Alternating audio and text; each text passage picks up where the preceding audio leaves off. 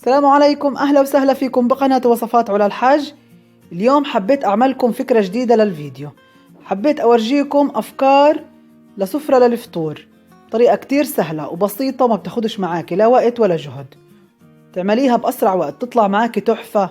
شايفين السفرة ما أروعها، ألوانها وترتيبها رائع. تابعوني بالفيديو، خلينا نشتغل مع بعض الأفكار. بداية بسم الله. أول فكرة، جبت خبز من الصمون مقاس صغير، قطعته من النص وبدي أعمل فتحة بالشكل هذا. الحشوة حتكون جبنة فيتا مع نعناع فريش، بدي أضيف عليهم شوية من الزبيب، الزبيب معاهم تحفة، جربوه رائع. زيت زيتون، تمام هيك. بخلطهم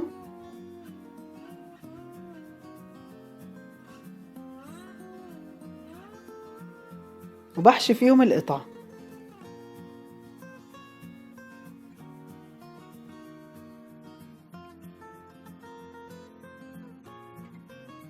الفكرة الثانية، خبز من البرجر المقاس الصغير، بدي أحط فيه قطعة من البسطرمة وقطعة من الجبنة،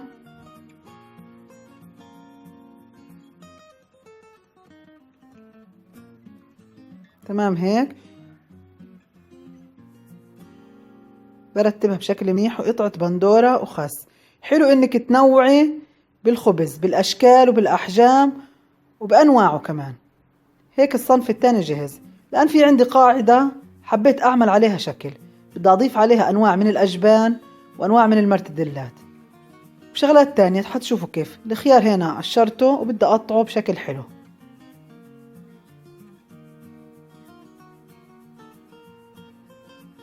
برتب ايش في عندك شغلات ترتبيها حلو، يعني انا خطرت في بالي هذه الفكرة وحبيت انفذها.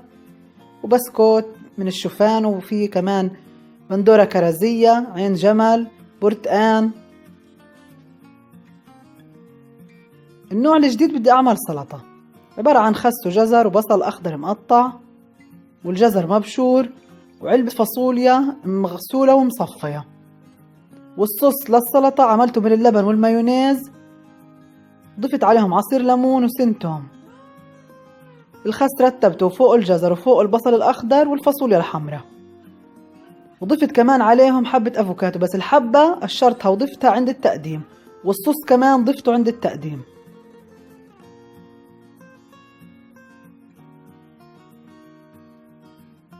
الصنف هذا الجديد عبارة عن خبز من الفينو، رغيف كبير. حبيت أعمل فكرة تارت، بدي أعمل تارت الحمص. حتشوفوا كيف. بقطع الجزء اللي فوق، وهذا الجزء بخليه على جنب وبستخدمه لحاجات تانية. الآن بدي أضيف زيت زيتون، أوزعه بشكل منيح، وأضيف كمية منيحة من الحمص بالشكل هذا. وفي حمص حب أنا سلقاه للزينة. طبعا الزينة بتعتمد حسب رغبتك، إيش أنت حابة تضيفي بتضيفي. حمص حب وبقدونس، بدي أرش كمون وسماق وبابريكا.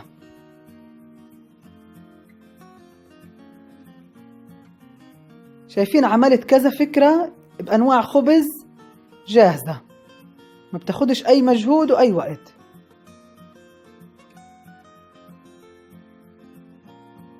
بدي أرش زيت زيتون،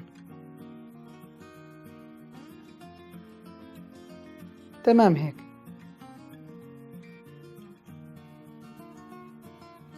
هذا خبز من الردة، بدي أعمل تارت لبنة. زي ما هو حطيت كمية من اللبنة فوق على الوجه، فردتها ووزعتها بشكل منيح.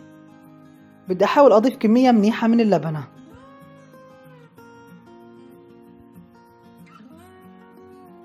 بزينها بشرايح من البندورة والخيار،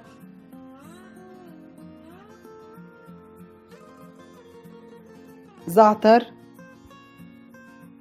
بوزعه بالشكل هذا. قطع من مخلل الخيار،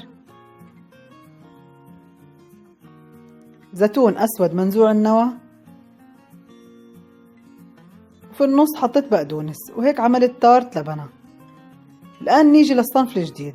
هذا صوص الرانش أنا عملته، وإن شاء الله حيكون في فيديو إله مخصوص. بدي أعمله تغميسة دب. بضيف أنواع من البسكوت المالح حواليه، طيب جدا للتغميس.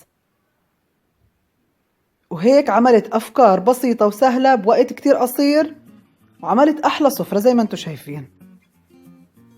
وعلى جنب حطيت شوكولاتة ومربى وزبدة، والعصاير برتقان وجريب فروت. طبعا التارت بتقطعوها مثلثات، وقطعت البيتزا. إن شاء الله يكون الفيديو عجبكم، وشيروا حتى يوصل لعدد كبير من أصدقائكم. شكرا جدا لمتابعتكم، حياكم الله.